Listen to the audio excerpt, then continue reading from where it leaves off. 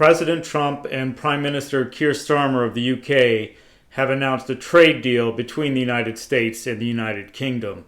This is the first trade announcement since tariffs have gone into effect of any country with the United States. So this is the first deal they're giving it to the United Kingdom because the United Kingdom and the United States have had such a close relationship for such a long time. It's probably a privileged position to be announced first as having a deal with the United States. Now, the United Kingdom is the fifth largest trading partner with the United States. According to the U.S. Trade Representative, there are about $148 billion worth of trade between the two countries. And $79 billion of that trade is exports from the United States to the United Kingdom.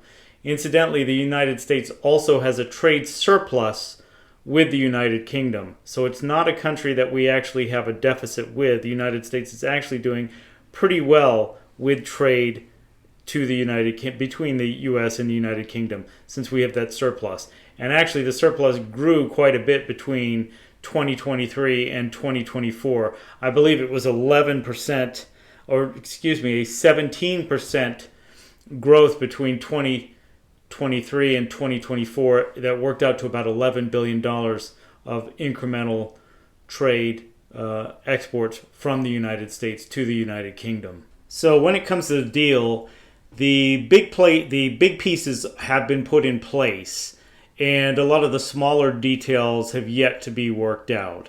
So when it comes to some of the big things, there is still a 10% tariff coming into the United States on British exports. So imports from Britain coming into the United States still have a base rate of 10%. The other thing is the United States will collect about $6 billion in tariffs on UK imports every year. And the United States also will have access to $5 billion of markets in the UK that were previously blocked by non-tariff barriers. And these are going to be areas of machinery and agricultural goods, and also things like ethanol, where the tariffs are going to be removed entirely on things like ethanol. Now, when it comes to Britain, what they are getting access to is they will get the 10% base rate on their automobile exports to the United States. And this is mostly in the luxury car area.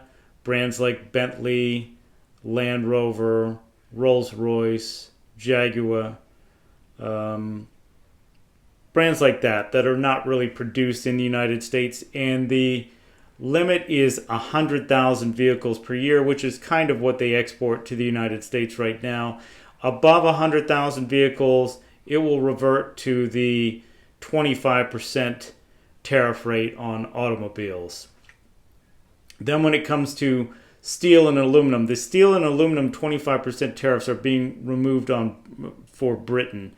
Their steel industry has been in bad shape, and I'm not sure how much steel and aluminum they export to the United States. I don't really believe it is that much, and they're really not one of the problems in the world when it comes to dumping steel and aluminum. That's really China, and the main concern is they just have to make sure that there's no transshipment of Chinese steel through Britain.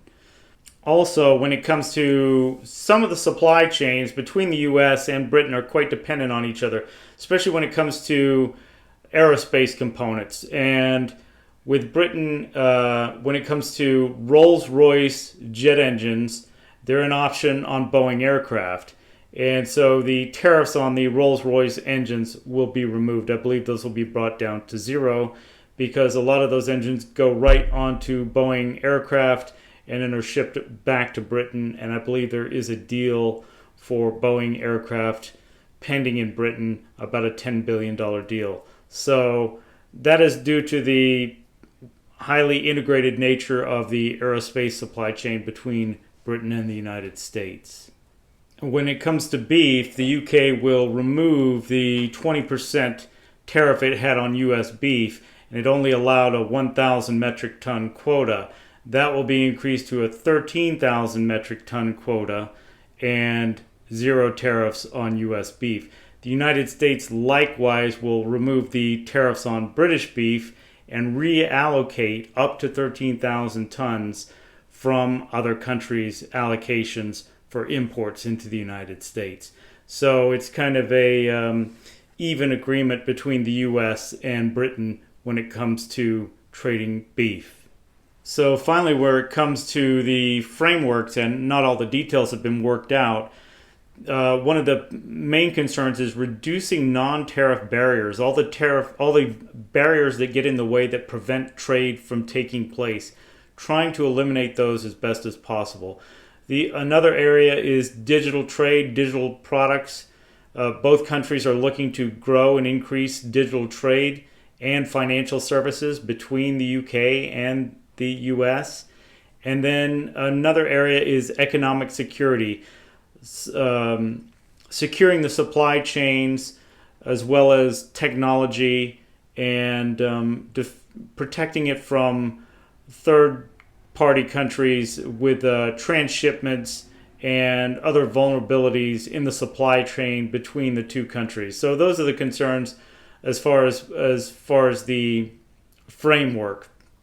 So overall, that's basically it. It's a reduction of trade barriers between both countries, and some of the areas where both countries are increasing trade will come from where we've previously had trade with other countries. So essentially it's a favorable trade agreement between the United States and the United Kingdom, and giving less favorable trade to some of the other trade partners that they currently have in place. So some advantages to both the United States and the United Kingdom, and reducing those advantages to other third-party countries. So it's essentially a tighter relationship between the United States and the United Kingdom, which I think is good for both countries.